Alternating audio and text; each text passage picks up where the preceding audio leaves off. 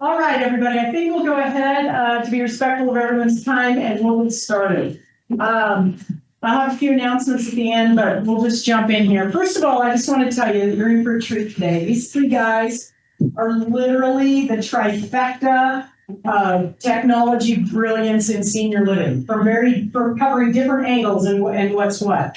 So this is my first visit with George. I've been hounding George and trying to get him on the screen for a while, but Kyle and Matt have been just mainstays for us for several semesters now, and they're just awesome people, but bright, young, entrepreneurial folks who are fulfilling it in the technology space to improve the quality and of life for an aging population. So with that, I'm going to do zero introductions. I'm going to let each of them tell you who they are, about their company, and then they'll roll into their presentation. So thank you, gentlemen.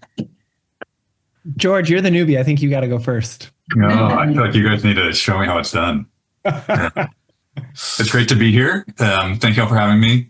Kyle, Matt, and I all go back a couple years, kind of built our companies together, really like on the conference circuit. I'm probably the nerdiest one of the group. So company started as my PhD research at UC Berkeley. I was in the AI research lab. My mom has Alzheimer's disease. This was starting in 2014. And I really wanted to basically use the same tools you see in self-driving cars today to try to help folks living with cognitive impairment. So thrilled to be where we are now. And I guess I'll hand it over to Matt next. Well, I want to introduce George before. I feel like I got to introduce George way cooler than that. Founder and CEO of Safely You, George. This is all about George. They're doing a lot of really cool stuff. He's definitely like, I would agree, probably the nerdiest out of all of us, geekiest, whatever word you use, but you're definitely the coolest, George. But George is just doing some really revolutionary things. One of the first people I saw talking about AI in senior living, I want to say. And it's just been really cool to see everything that Safely You has done, the impact that they're having, and just the team they're building out. So kudos to you on that, George. And I still remember meeting you in Nashville at Brookdale, which, we're just going to be talking about nice things about each other this entire time. So just be ready for everybody for that, for the audience. If I could speak, it's like my first time talking in a while. So yeah, Matt Reiner's here, currently on paternity leave. So if I fall asleep, I've got like a week-old baby that might be making an appearance here later today, but we shall see. My background, I've helped build and sell two startups. The first company was helping people around the country throw silent disco events. Quick show of hands in the audience. Anybody know what a silent disco is? Couple people. All right. A few people here. Yeah. Well, George and Kyle, you better know what it is. But yeah, so we built a company called Party Headphones, started that back in 2012. During that time, a few things happened simultaneously that really introduced me to senior living. So we started getting phone calls from senior living communities asking for help. They were struggling with hearing in group settings, and everybody's hearing was all over the place. Hearing aids weren't a great solution because only 20% of those that could benefit from one actually wore one. So my co-founder and I, not knowing any better, just walked into probably about 100 senior living communities, and some of these first demos of basically using a wireless headphone system for resident council meetings, bingo.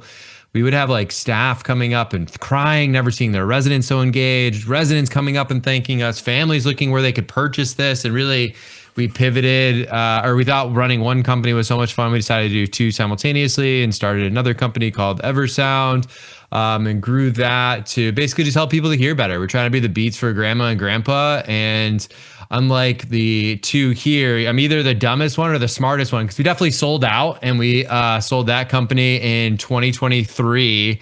And then since then, I worked for the company that bought us for exactly a year and then quit the next day. And then from there, now I've joined a team called Parasol Alliance, where we're doing everything and anything technology, IT in senior living. Only work with senior living communities to help them be proactive in their technology adoption. And I act as their chief growth officer, whatever that means. Sounds cool. So yeah, and I'll pass it to Kyle. Well, I want to pay back the favor with a little bit of a personal anecdote. Hi, everybody. Really nice to meet you guys. I'm one of the co-founders and the CEO here at Rendeavor. I'll talk about what I do in a second. But I want to talk about my grandpa first. Like George, I ended up in this industry for a reason, for a personal connection. I saw my grandmother go through the aging process and saw just how hard navigating each stage of a transition was, not just for her, but also for our family. And now I've been seeing it again with my own grandfather.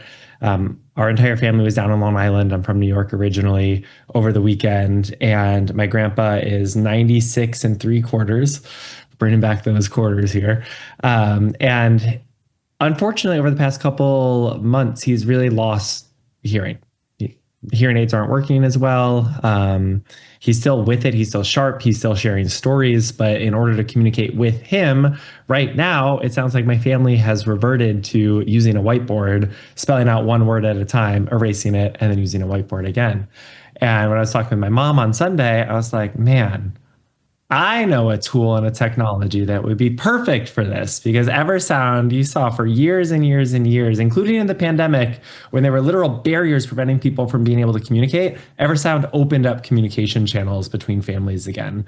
And for a family member watching their loved one age, and especially as we know, the research behind hearing loss, watching hearing loss lead to cognitive decline, all you want to be able to do is tie in and grab onto those opportunities for connection. So the ability to use technology for connection is huge. It's tightly tied to what we do here at Rendeavor. So Rendeavor, we are a VR company that specializes and focuses in on senior care. So our entire product and methodology is built on this idea that immersive technology enables a lot of things if you've ever used VR. For older adults, it really enables a longer, healthier, and more connected life. And that might sound abstract, but we've spent the past 8 years doing research funded by the NIH, funded by the NIA, looking at how you can utilize VR to open up opportunities for new relationships, new connections, through some of the most lighthearted moments, right? We're talking about laughter, we're talking about joy, we're talking about getting people to smile together, and then taking those, what we call moments of joy, to create a conversation that leads to relationships actually getting built. And again, that can sound nice and light and airy, but we have multiple studies showing that statistically significant increases in social network scores and sizes, decreases in depression, decreases in active experiences of pain, increases in family satisfaction. Really, it runs the gamut. And most recently, we've been bringing AI into the tool set. So I don't know if anybody in this class has tried it, but we did just launch a Dimension Empathy training that is carried on through an AI companion named Nova. She's very cute.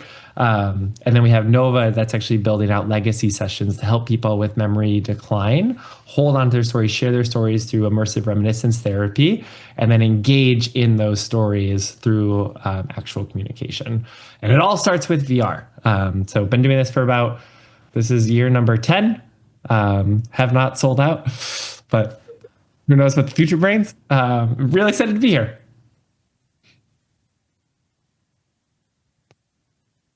Do we want to take this? All right, that was it. That was great. Thanks. All right. Can I maybe bring it full circle and talk up Kyle, and then we can jump into questions? So Kyle's company, you should go Google it. He's been on BBC, Time, all these amazing places, because when somebody gets older, one of the things that happens is your world gets smaller, and what Kyle's company does is it makes the world accessible again. It's you can do that thing in VR that it's I always wanted to do X. I never got to visit Italy. For me, it's I'm a huge Premier League fan. I always wanted to go to a Liverpool game. I never got and it's holy shit, I thought that door was closed and now I can go to it. Am I allowed to swear in here, by the way? Yeah, you are. Excellent. Thank you, George. Maybe that's a natural opportunity to talk a little bit about, I'm sure it's something we've all had to navigate, both in how we talk about our professional careers and also how we work within this industry, which is kind of a constant threat of ageism, right? I'll share, when we were starting Rendeavor, we would go and we would visit senior living operators, and some of them would laugh at us. We'd literally get laughed out of the room saying that there's no way you could use this technology, which a lot of people at the time hadn't even tried themselves, with an older population, right? And I think that unequivocally, the world has come to understand that this population embraces technology, has an opportunity to embrace technology, and the technology built for this population can provide a lot of impact. Do you guys want to maybe share stories about what that thread has been like over the past decade for the work that you're doing? Matt, do you want to start? Sure. Sure. I mean, so basically the question is just how we've seen ageism play a role in kind of the technology adoption and what we've seen. Cool. Yeah, it's been an interesting. So I've been in the industry now, I think just going on about 10 years or so. I'm just seeing, I think to your point, Kyle, like we just continue to see this feeling from the general public of, oh, technology, like people don't want to use that, right? And like it's not going to be built for them. But I think as more and more people are looking and seeing some of this demographic shifts, they're trying to create technology and products and solutions and services for this older adult user. And everything that I've seen, especially, when I think of my grandmother's age, like when she was first introduced to audiobooks, and I forgot to mention that she was definitely an inspiration because she couldn't hear, so she wouldn't go to anything. But when she first discovered audiobooks, because she lost her sight, avid reader, yeah, and she was introduced to audiobooks, and like her whole world was just opened up for her again. And I think what we're starting to see, or not even starting to see, but like this idea of like opening up the world, whether it's through the variety of technology that we're seeing, but we're starting to see people moving into these senior living communities that technology isn't a nice to have anymore. It's becoming a need to have. And I've even seen it during my own journey of like trying to provide hearing services to people. It's like, oh, they're already old enough. Like, who cares really? Right. But like whatever we can do to give this level of independence and freedom and just a quality of life that everybody deserves. I think it's starting to go that way. You see technology adoption rise with this user set. So when we're starting to see these people, and I've seen the same thing with VR, right? People say like, oh, they would never wear that, or the headphones. If they kind of can see that it helps to improve, that's where we start to see some of this adoption and starting to see some of that culture change happening. And I don't know if I'm frozen right now, but if I am, I'm sorry. A little bit. The audio was good. Yeah, audio is perfect. George, have you felt similar kind of thread of ageism coming front and center? For sure. I mean, so like the first thing I would say is there's a really special type of person that wants their work to make the world better and like wants to do something that like makes better for people. Mm-hmm. In that subset, you have people that want to serve older adults. And that is like a really special group of people because they not only want to make the world better, but they also want to do it. They're these like really humble, like, want to serve a population that doesn't necessarily like always have the ability to advocate for themselves. And it's not the sexiest work and all of that. And so like just building something for older adults has been such a joy of like, if you feel that way, you get to hang out with people like Matt and Kyle that like are just awesome people, but are also like, you're not going to run into a lot of egos and all of that. I will say, what we've definitely seen throughout building the company is like people having assumptions about older adults and making decisions for them. And you see it explicitly and you see it implicitly across the board. And so if you think about our company, the kind of starting idea is like, we're going to put a camera in somebody's bedroom and then we're going to be able to detect various things. And the first product is really around fall management. And so we're going to detect when somebody has a fall and make just that video available for a population that can't necessarily tell you what happened. And so what would happen is folks would, find somebody with Alzheimer's on the ground. We're not sure what happened. We have to assume they could have hit their head. We're sending them to the emergency room. Okay. It's really painful. It's really expensive. Like ERs are not set up to receive folks with Alzheimer's. And so that like core idea of like, we can, for folks that kind of lose the ability to advocate for themselves over time, we can help give them a voice. And we're going to do it in this way where it's like, we only have video at that moment and so on. And when first starting the company, people basically told us like, that idea is crazy. Like, here's a million reasons why that won't work. First and foremost, privacy. Like, people do not want a camera in their bedroom. I wouldn't want that for myself. But we spent, obviously my own family situation, I spent a ton of time in support groups that like, I was volunteering at the Alzheimer's services of the East Bay while kind of doing the PSG work.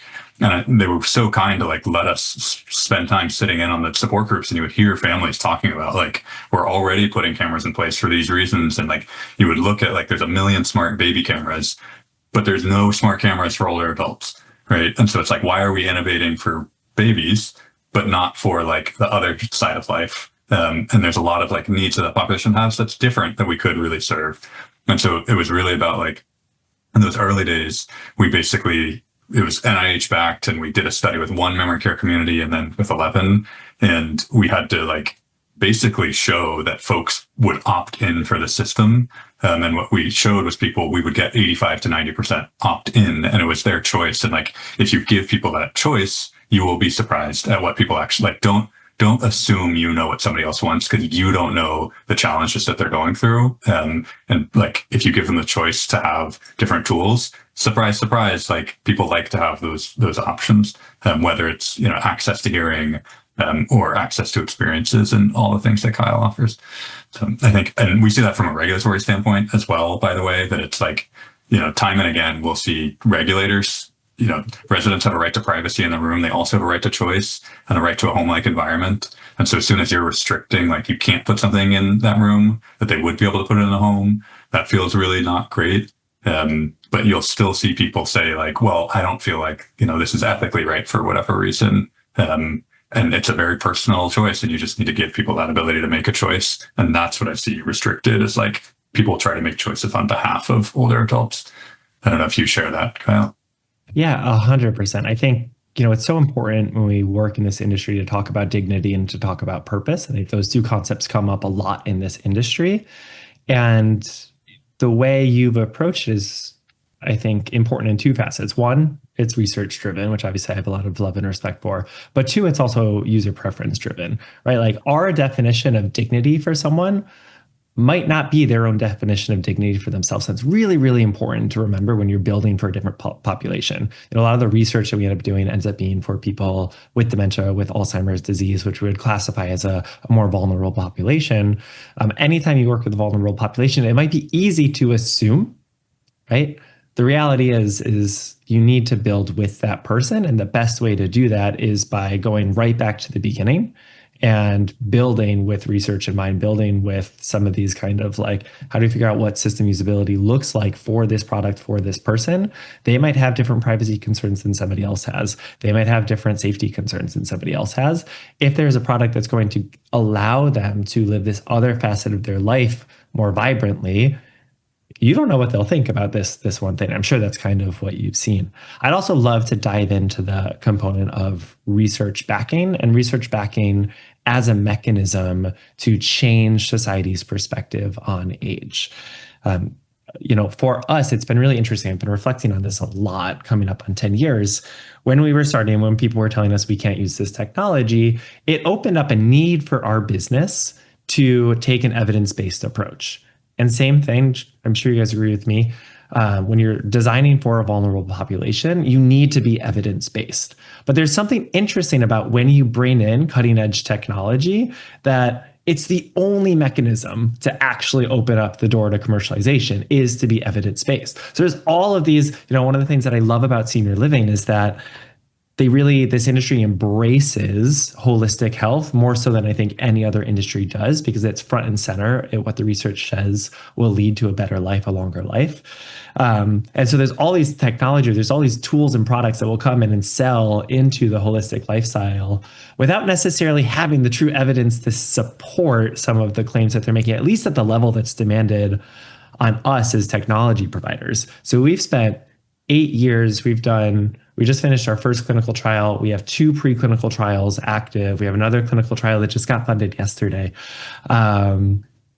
We haven't told anybody yet.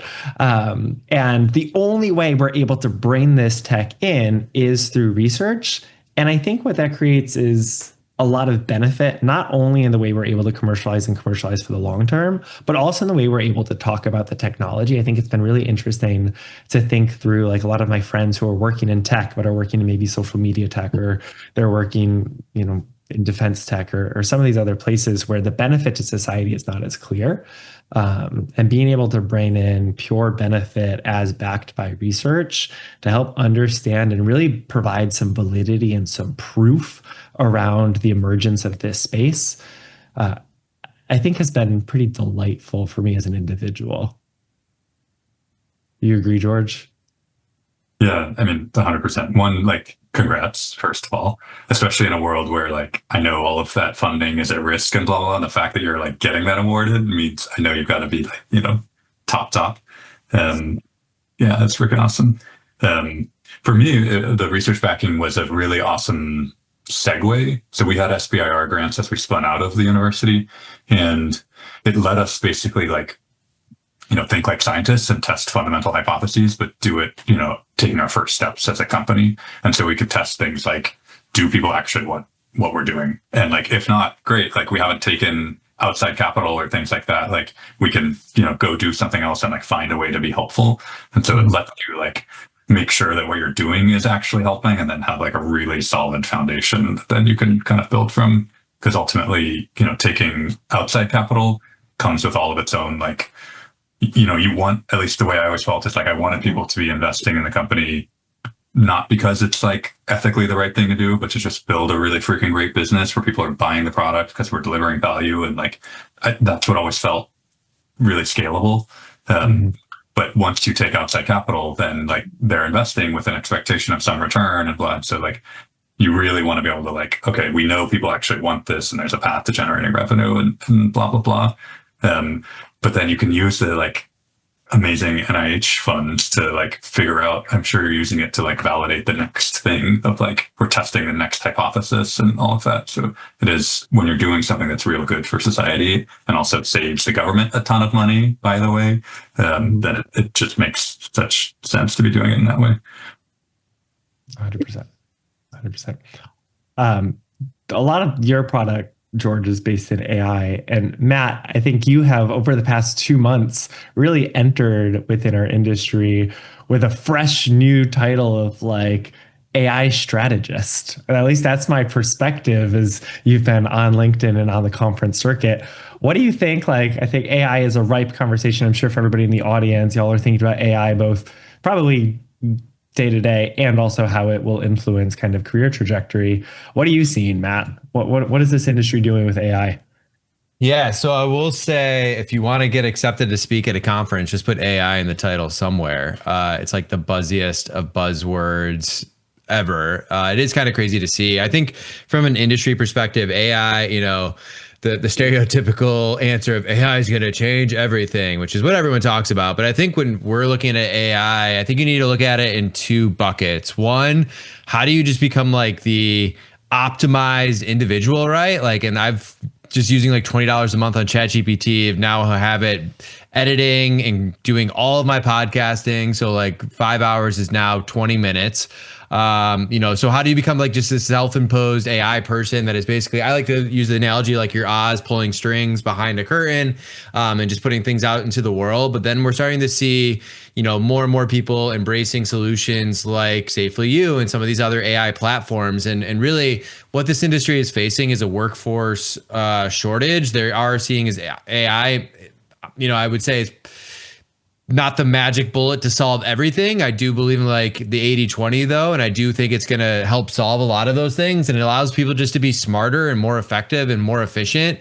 I do think there are some uphill struggles in this industry, that there's just varying levels of tech adoption. And I think a lot of technology and AI and implementation, it's all about change management and how are communities managing that? Because like a lot of these communities, the people who have been working in some of these places, some of these frontline workers, I've been doing this job 10, 20, 30 years, and sometimes it's tough to teach them new ways to do their job and how to be more effective and how to be more efficient. So I do think you are starting to see more of these early case studies, some of those community groups that are working with groups like Safely You that are starting to show some of these clear indicators of success. So there's almost this like individual bucket, right? Like, how do you become the best version of yourself? How do you learn differently, take that information and create your own little database? I'm basically trying to export my brain into various things right now.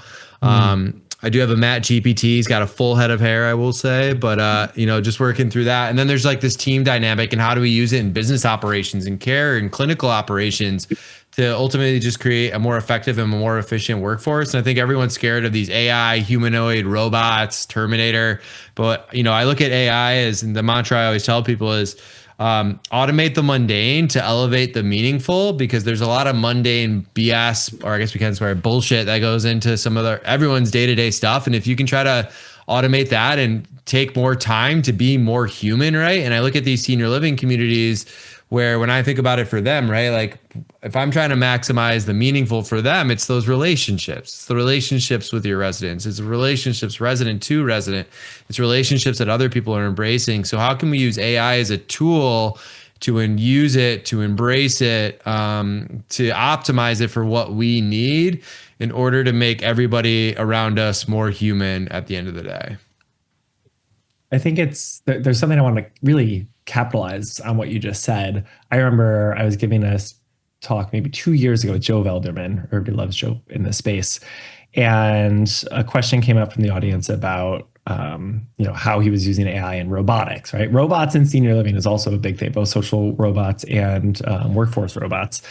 And he laid it out really clearly. He was like, if I can spend a few $1,000s to bring in robots that will do the serving of food in our dining hall, what that opens up is not less staff hours. What that opens up is making sure that I know that my staff members, the same number, in fact, we're paying them more now, are able to spend their time in that dining room, sitting down and interacting with residents.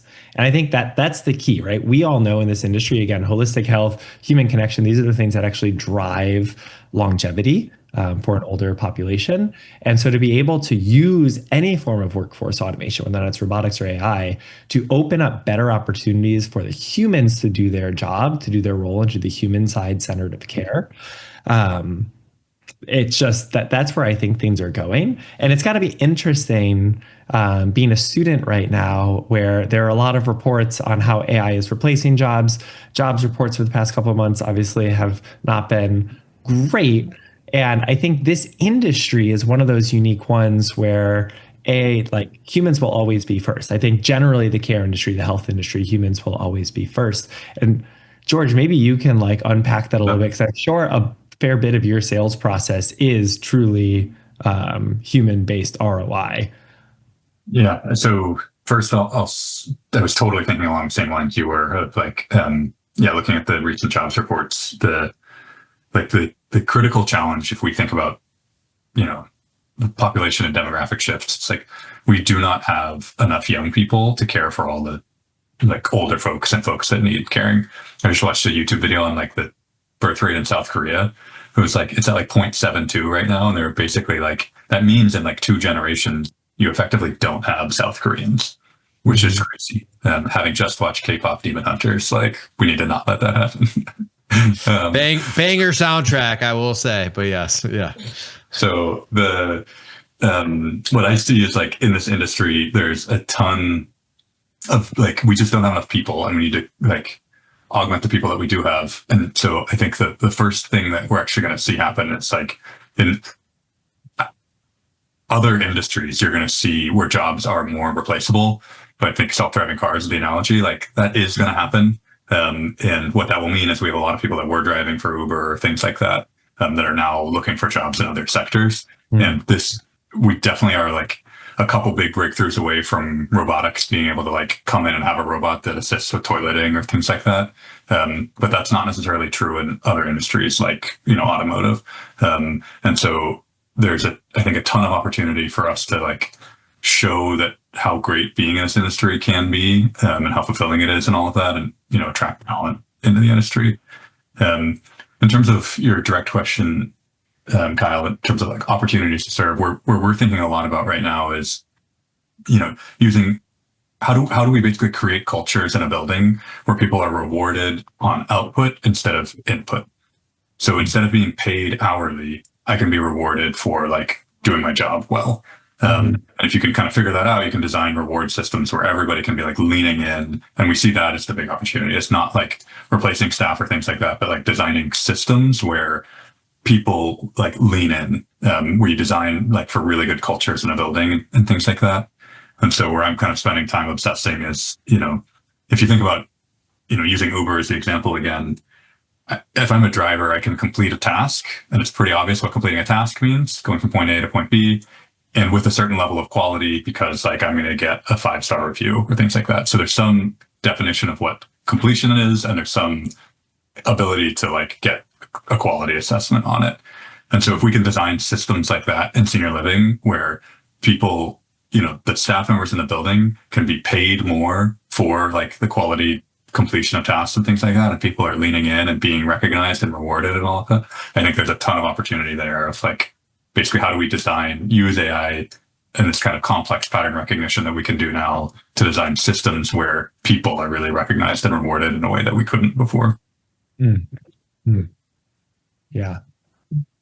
That's awesome. I didn't give you guys a lot of jumping off point there. Oh, no. I mean, we think about it from a little bit of a different perspective, but I think they Yeah, do come hand in hand, because I think the end result, as you said, this industry is facing a workforce shortage issue and will continue. Even as robots, even as AI really steps up, we need high quality people doing high quality work. And I do think that there's a near-term future where those high quality people are paid more and more. And so we think about it a little bit different. And I think there's a broad level of AI, Matt, maybe that you're seeing other products that fill this role. When we think about activity staff or lifestyle directors who come in, they spend time getting to know residents and then they turn over, because everybody turns over, right? What happens to all the work that went into getting to know that resident? Where does it live now? It exited the building. And so we look at AI and social companion AI as an opportunity to give kind of like highly curated, delightful moments that get people to talk. And because of the technology being used, those moments, right? Like, let's say you sit down with a little orange robot named Nova. That's what we have. And Nova starts interviewing you about your life. And she wants to know like where you grew up. And then she takes you to where you grew up. And then you share some stories. You notice something in the neighborhood. It brings up like another part of your life. She takes you to your high school. She takes you to your college campus. She takes you to where you got married. Each of these moments, she's delivering this curated experience and then chatting with you about it. What we can do with that, it's data, right? It's human-centered data. So we can take that data and then make sure that any human who comes in and wants to work with this individual, or any family member who comes in and is looking for memories to kind of re-engage in, because we know the therapeutic benefit of that, has that at their fingertips, which essentially, from my perspective, eases the transition when staff come in and come out. Of course, hopefully we get to a place where staff come in and they're there for the entire like lifetime of that resident cohort.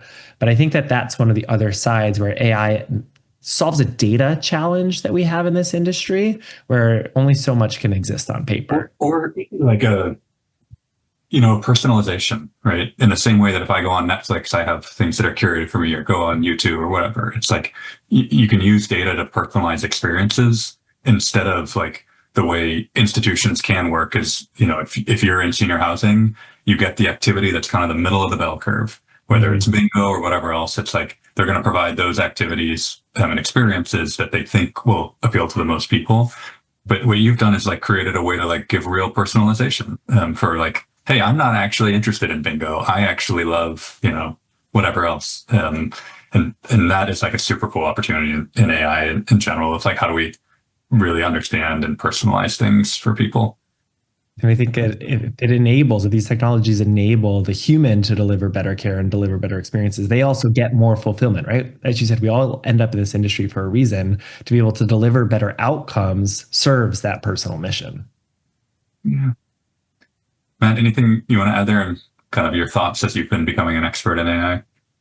So I think expert is so far from the truth, but it's funny as I go out to some of these conferences and talk about it and sit on panels, and like people call me this expert. I'm really like, we're all just kind of making it up as we go. I do think Someone who came from an AI research lab, that's crazy. Everyone's claiming to be an expert today. and to self-promote myself and George here, Kyle's coming on soon, but George and I did a deep dive on a podcast episode talking about AI and some of those things, because it has been such a buzzword, and he was one of the first people I saw in it. So we talk about like what's actually involved. I mean, when I think of like AI, one of the scary things, I think every technology company is promoting some use of AI today and like using it in their marketing, trying to charge a premium for it. Some of it isn't necessarily anything that they've created. It's just an open source with like OpenAI or something like that. So it's just kind of like creating ChatGPT within that platform, and people are trying to charge an arm and a leg for it. So there's almost this like, there's going to be vaporware that's going to be sold. There's going to be some of this like just BS that's out there in the world, and just making sure that if like you're thinking about AI and like using it, it's just like, how do you become ultra conscious to this? I also think there's an interesting thing with AI and like what guidelines are you putting in place for senior living communities? There's so much shadow AI being used right now. People are just using their own ChatGPT stuff, all this other stuff, right? And people are just uploading the random BS into that they probably shouldn't be. So, what we always tell people to do is start with some of these just like policies and procedures and making sure that you're at least like being vocal about what your expected use is with some of these AI platforms. But I think more and more, it's not going away anytime soon. And it's funny, my wife can hear me talk, and she lives downstairs, but she just texted me an article. She works for Syracuse University. Sorry, I know we played in the bowl last year, which was kind of funny in a bowl game, but she had mentioned that Syracuse University, among the first universities to provide campus-wide AI access to Anthropic's Claude for Education. So they're basically giving access to that for their entire staff. And I forget the original question because this is my first time having to be on in like a week and a half, and I'm just all over the place. So hopefully that answered some semblance of your question, because I'm ready for a nap, I will say. What do you think? What do you guys think like the opportunity is for workforce development? Like we see this even within our own team, where there is a delineation between people who are ready and willing to adopt AI in their own workforce versus people who want to be more purist, organic intelligence. How do you guys see that kind of playing out over the next 5 years? I found it personally surprisingly hard. Like my wife uses Claude way more than I actually do. I still end up like, if I'm writing a memo to the company or things like that, and I know what I should be doing now is like coming up with the bullets, having something write it for me, but I still end up like writing it on my own and taking way longer with it than I should. And I do think it just comes more, I think, intuitively to some people than other, and based on how much of your like workflow you can actually, like if you only need it kind of sporadically, it can be hard to kind of get in the right mindset versus, people that are in workflows where they can use it constantly, it can kind of become very second nature. And before we leave, some of the points Matt thought, I definitely see in our work of like, people are used to buying something that isn't based on statistics. And I think that's one of the hard things with AI of like, there is a lot of snake oil and noise and stuff out there because it can be hard to tell of like, hey, what's the difference between something that works 9 times out of 10 and, what happens when it's wrong. And I think we see a lot of people struggling with that. It's like, I'm used to buying something that it's like, I download an app on my phone, I press a button, something happens, and it's the same thing that happens every time versus needing to like, how do I understand a world where I'm buying something based on statistics and someone can basically kind of put their best case results in front of me. And then I buy thinking that's what I'm going to get. And then the reality is not that's great. And how do we kind of like fight through some of that noise? And especially when, Kyle, you're doing the hard research back, like we're getting data and proving things with a certain sample size. And like, I think that hopefully comes, 5 years from now. I hope that things like that come into the public lexicon just more of like, I have a better understanding of statistics and like, that it needs to work, for this use case, I need it to work 99% of the time, or I'm okay with 90% of the time. And for us, I think something I worry about a ton is like the company we didn't start, that was kind of the second idea down, was around fraud prevention and how scary some of the generative AI is getting, where it's like, you could totally imagine getting a FaceTime call and like, your grandma gets a FaceTime call that looks just like you and says, hey, grandma, I need $10,000 or whatever. And like just how hard that's going to be over the next few years. I don't know if you're thinking about anything like that, Kyle. God. Yeah, there's so many deep fake videos just like scare me every time. It's really scary. I will say too, to that point, because like, the scams are just going to get more, they're just getting more strategic, smarter, crazier. I just interviewed Kit Boga on our podcast to kind of talk through some of that. I don't know if you guys don't know him. He's got 4 million YouTube followers, over 1 billion impressions across social media, and he does scam baiting. Like that's his YouTube channel. He just like takes scammers through like deep holes and creates AI bots to fuck with them and stuff. It's actually hilarious. But there's going to be solutions coming out to try to help prevent some of this stuff. So there are like, so what's good is like there are awesome people out there in the world trying to create solutions to try and help around that and kind of flag what like could get scammed. So I know he's got a freemium model that Seraph Secure is their company that they're launching now. So I definitely would suggest that. So I just wanted to plug that as well. But that was a fun episode. It's super fun. Can I ask a question? Yes.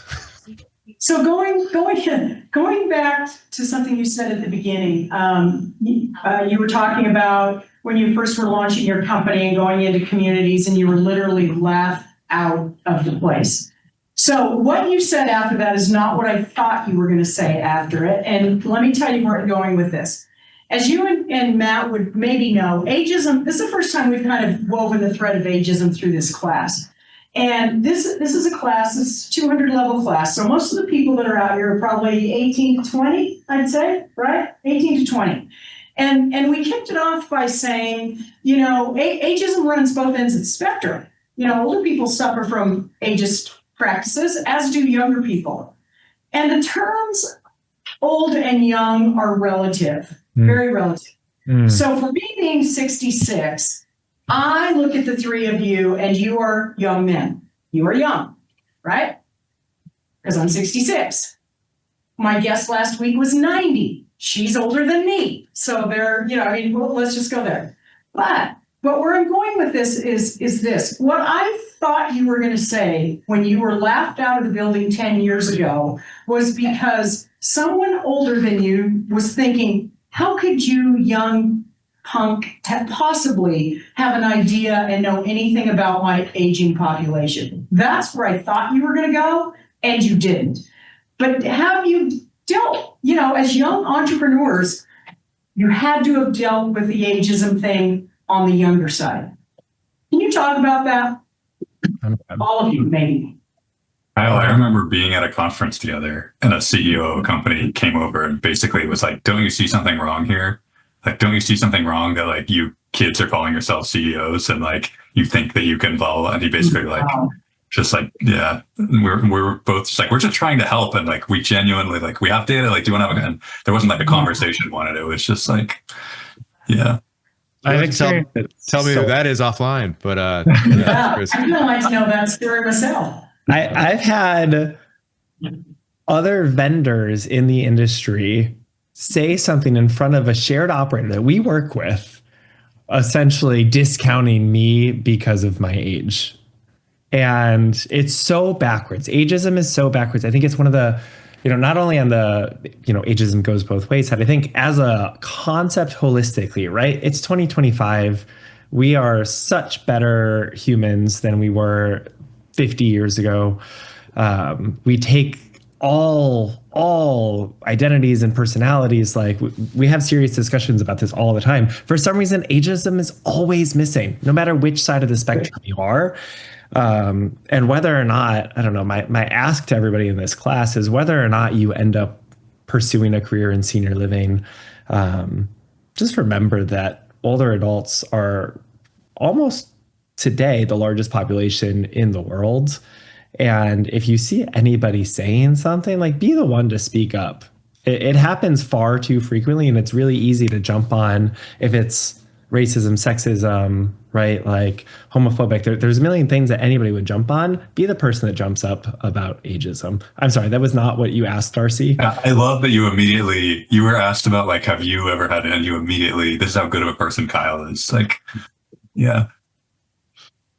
In your personal experience, what about your own experience as being, you know, discounted for your youth? Anything else you wanted to share there, Kyle? Like, I know I did things like I always made sure I had facial hair when I went to conference. I was always trying to look older than I was and things like that. Anything that you did to try to kind of like counter? I think, yeah, for me, my real strategy was just making sure that we lead with why. I think on the other sides of this industry, one of the resonant components is that everybody ends up in this industry for a reason. Sometimes that reason is experienced more financially, such as at events like Nick. But a lot of the times it's experienced based on mission and purpose. And so I think if you lead with why, that's really been my strategy, right? I had that personal experience with my grandma. I used to volunteer in senior living communities. I spent 20 years working with older adults. And I think that supplants whatever my perceived age might be. And so I find that people that tend to have, I don't know, kind of forget those people, you know, it's like, there are always going to be people that are full of shit. And usually it's not about you. Usually it's about them. And like, that person, the person I'm thinking of, like, I don't think he's in that position anymore. Like, you know, it comes from a place of insecurity themselves. And if you're good, smart people, if you're saying things like with authenticity that are credible and backed by data, and like, you know, they will take you seriously. And that's how we all built our businesses. It's kind of like one step at a time of like finding those people who would listen. And then those people became our evangelists. And, you know, if your product really works and it really helps people, they'll share it. And like you treat those people like gold. And I'm sure each of you have people that your first customers in the industry that you're still so like thankful for that they believed in you. And so I think you find those people, the people that are going to see through whatever else. Yeah, I think there's also a really delightful thing. I talk pretty openly about this, where we are starting to see a change of the guards, right? Like our understanding of aging has changed so drastically in the last 10 years. And the speed of product development is only set to pick up. And so there's so much opportunity for a lot of progress to happen within the overall care industry. And I think that is timed really nicely with a change of the guards. There are some people who will be rooted in their ways, will never unroot from their ways. And as they change out, having fresh faces, having fresh energy, having people who grew up with AI come in and help to make sure that progress is accelerated, not decelerated, is a really, really beautiful opportunity, especially as the demographic need picks up. Yeah, and two things I'll just add. You know, it's funny thinking back, and I guess I have experienced this level of ageism being, you know, young co-founder in this space, but I've kind of embraced two just philosophies. One, I would control the messaging at the beginning, right? So like me, I'm 36 now in case anyone's keeping track. But you know, when we started launching this 25, 26 around there, but like, you know, if I was selling to someone that was twice my age, I would acknowledge in the front end and just be like, look, like you probably don't want some kid coming in and telling you how to run your business, but like all I care about is helping your residents and making your team better. And like, just really acknowledging that at the front end, I help to kind of like talk about the elephant in the room. And then, you know, to Kyle's comment about like why, I always like to practice this thing I call genuine curiosity of just like, you know, if you go into a conversation and just ask questions and like become curious about like why they're doing things and how they're thinking about it and coming from like a good place with good intentions, like that's helped open up so many just like relationships and doors and friendships that like just wouldn't have been there before. And then I would say too, like if you, and I always tell people, I guess the third thing I suffocate people with caffeinated passion, and because I just drink a bunch of coffee and then, yeah, there you go.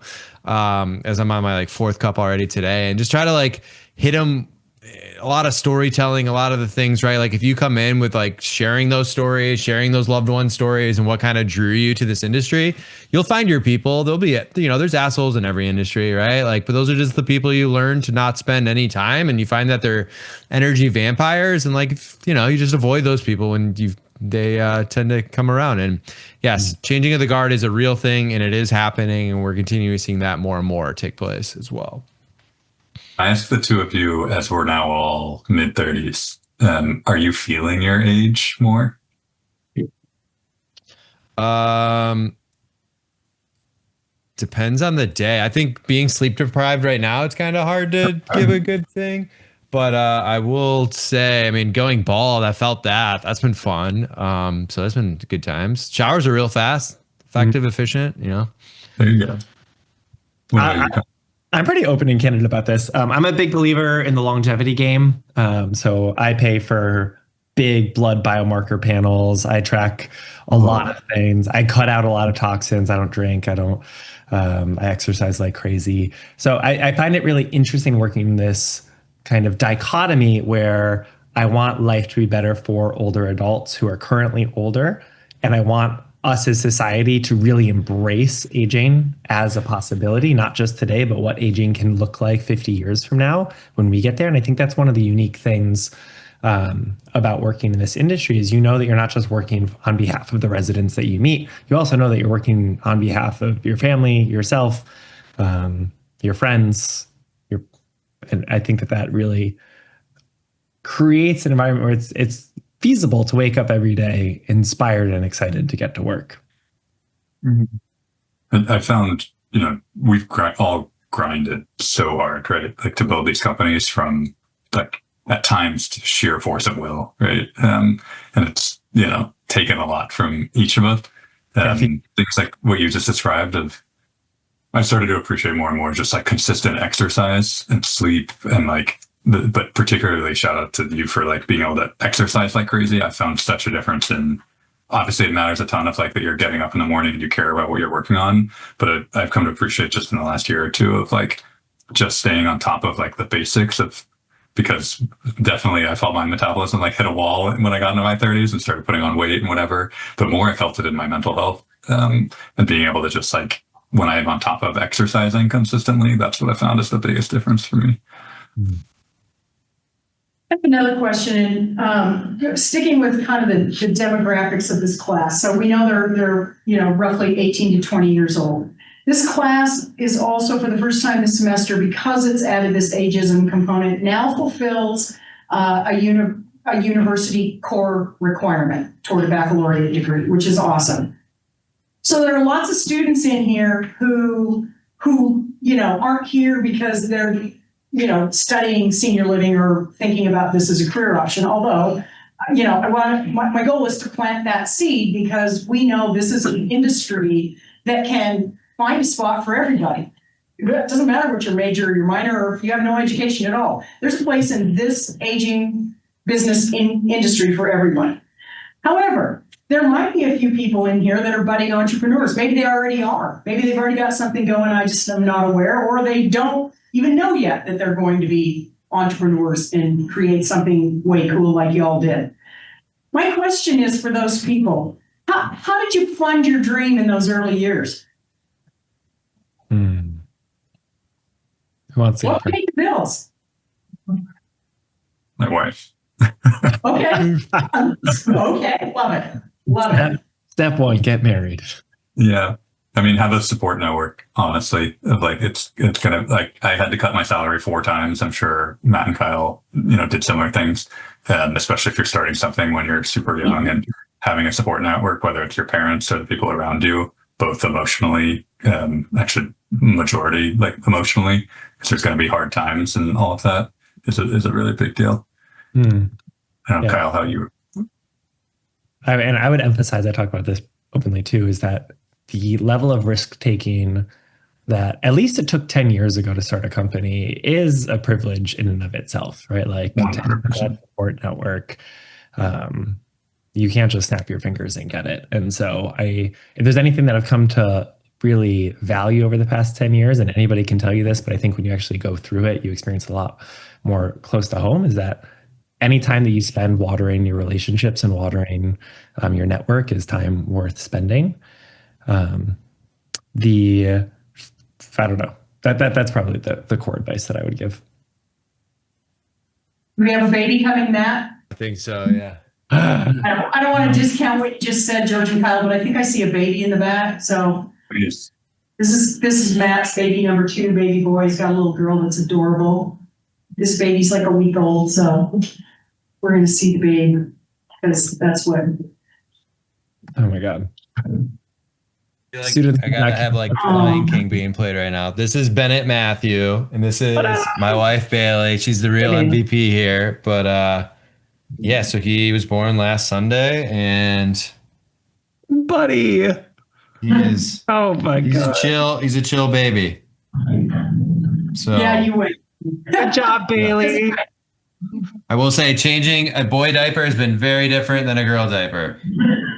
Yeah, they are very different. Yeah, for lots of reasons. Let's just say that. So how's the big sis handling him? Thank you for sharing, Bailey. He's beautiful. How's big sis been handling this little brother that's not going away? That was cool for the first 5 minutes. Yeah, she's adamant she won't do diapers. I think she's very happy to be a big sister. But she has, just made some comments to my wife and I if we're going to get rid of her, if we still love her. So that's kind of been an interesting dynamic to kind of navigate. But she keeps coming home from school and he's still here. So, I think he's going to win out. Yeah. You have beautiful children. Congratulations.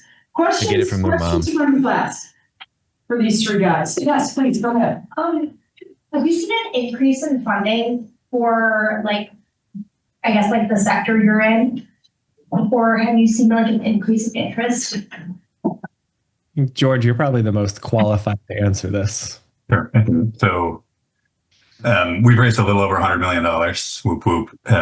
Take a lot of pride in it. It has definitely gotten easier with time. So our first round was like a 500K round, and it was really hard because basically people knew that the macro trend was there.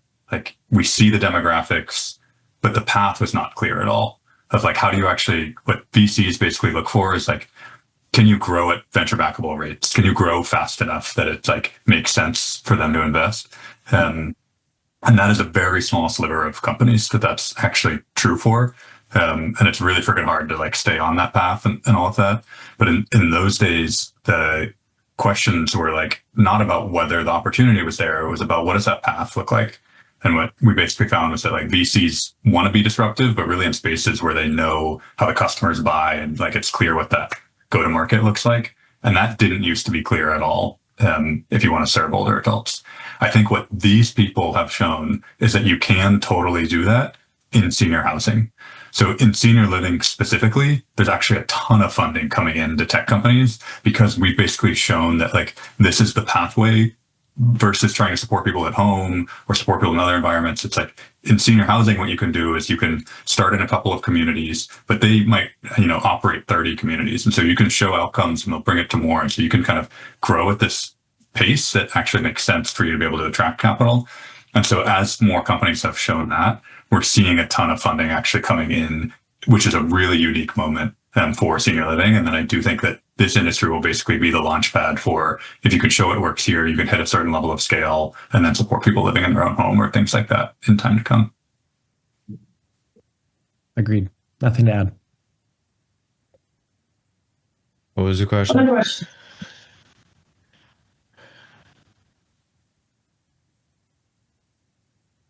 Oh, go ahead. With the changes in advancements in tech, how can we keep elderly safe and informed? Can you repeat the question? How do we keep elderly safe and informed? Yes. Mm.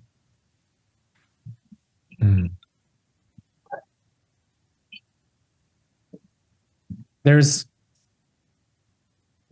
I think, a few different things that come to mind for me. One is that what's really important in building for this population is building for all the stakeholders who are involved in this population, right? So whenever we think about building, we're not just thinking about the older adult. We are also thinking about their family member, their primary family caregiver. Even if they've moved full-time into a senior living community, they do have one family caregiver who is involved and tends to lead the charge from family support side. And then, of course, there's the network of people who surround them. So I think it's a little bit structurally easier or structurally more supported to keep somebody safe in a senior living community versus keeping them safe in their home. But this is where I think the next round of technology really can come in. Matt before and I currently work on very like in-your-face technology versus George. I think you've done a really good job of showing how background technology opens up the opportunity for safety. I think my main point is like one of the things you learn really early as an entrepreneur is not to boil the ocean. So like focus on a really specific problem where there's like real pain. And like people say they want, painkillers, not vitamins kind of thing. Like it's much better to really clearly help a smaller problem than to add a little bit of value, but much more shallowly. And so the way I would even like scope that problem is like, don't think about the elderly as like one group. You can have 3 generations and 65 plus. Yeah. And so like we focused really specifically on like folks with Alzheimer's disease. And then the problem within that of like, they go to the ground and you don't know what happened. And so how can we help around fall management specifically as one safety use case for this specific population?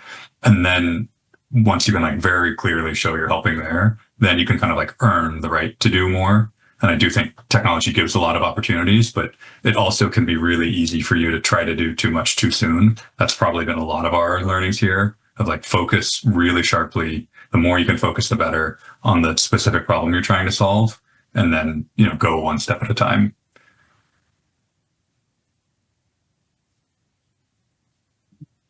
Other questions?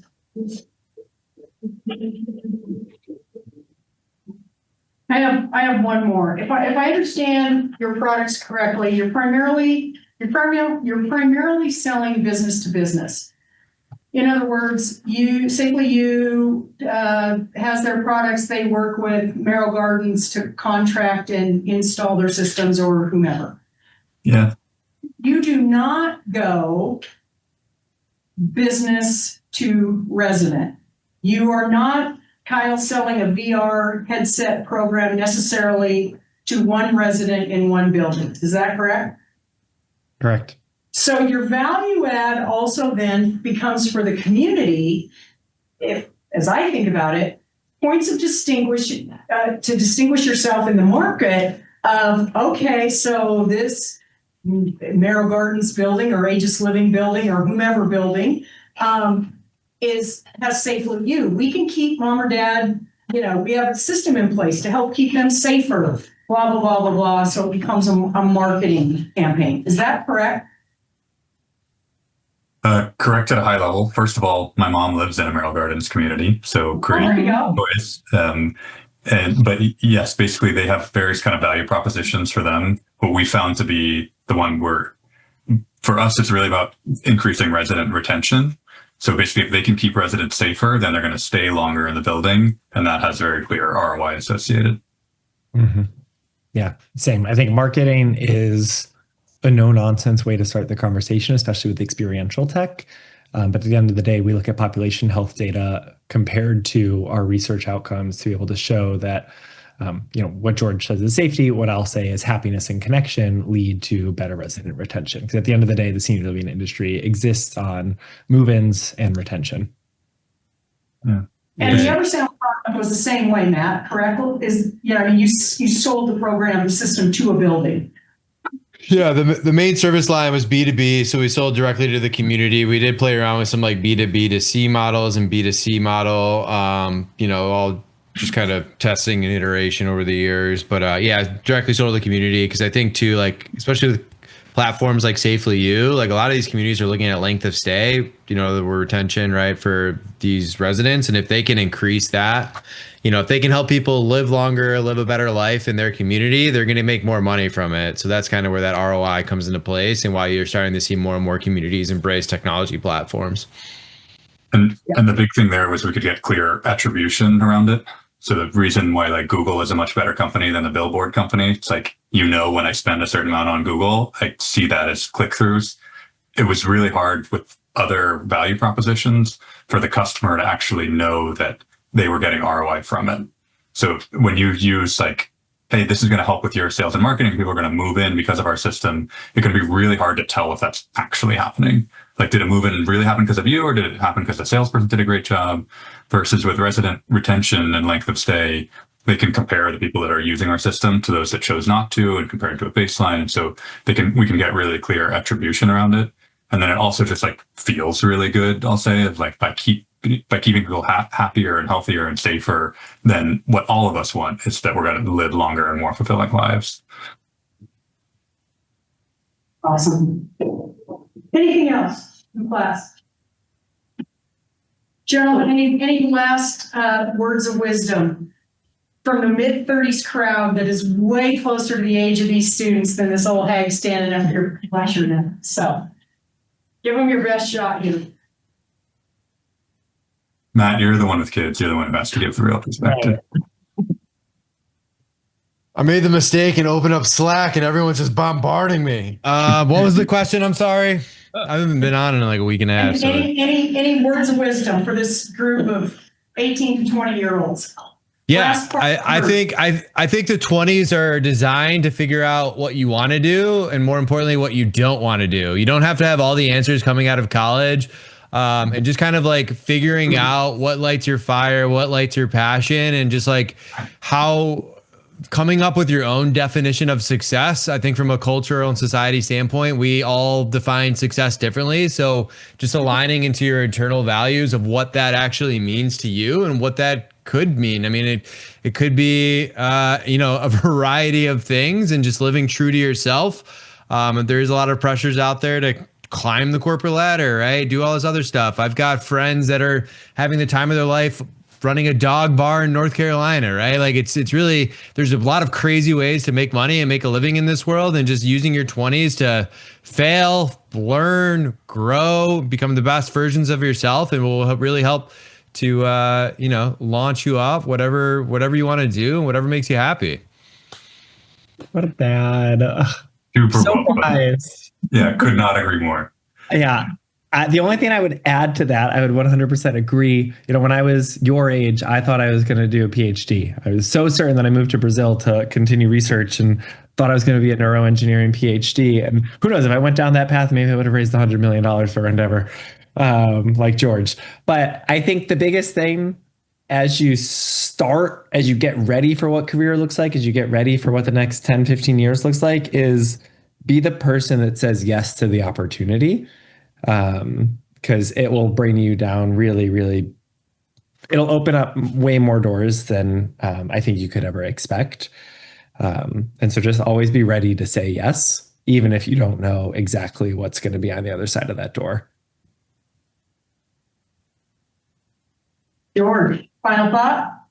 Well, I am actually really wanting to have kids, and it can feel really hard being an entrepreneur, and so we don't feel like we have the time and space. So I'm super jealous of Matt, that having a second baby and things like that. So I think Matt put it super well, of being really honest of what you really care about, and those things will change over time. But doing the thing that gives you joy doesn't need to be what anybody else tells you. It should be what you really care about.